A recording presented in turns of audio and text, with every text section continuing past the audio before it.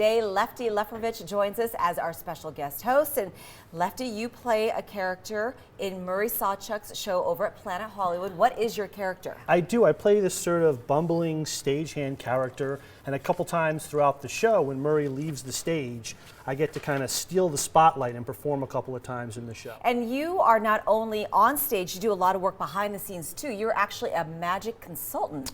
I do. What is As that? I tell people, a lot of times, for example, when a camera is focused on you, you can't tell how close the camera is filming. So the camera might be 20 feet away, but it might be zoomed in very close on your hands.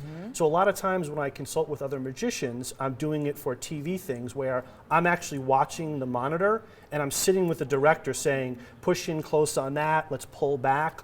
Also, I act as their eyes if their collar's up. Well, how will they know? Right. So I'm making sure things are like that, details in the background. So I sort of am an extra eye behind the camera that magicians use. So tell me some of the folks you've worked with. In terms of magicians? In consultants and musicians. Oh, magicians I've worked with Steve Wyrick, who's a 15-year veteran headliner on the Strip.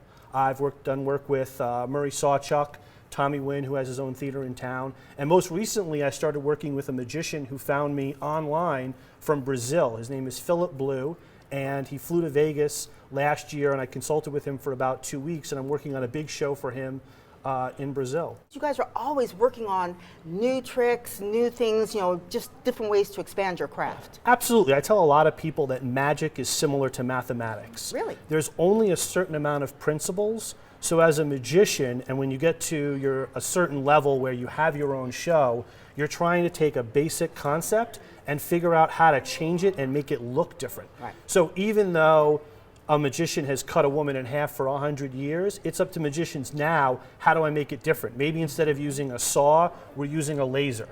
Maybe we're using a drone in the act somehow. Okay. So it's about taking something that we're used to seeing and changing it up and making it fresh. How cool. Well, we're glad you're here today, being one of our guests. I'm glad to be here.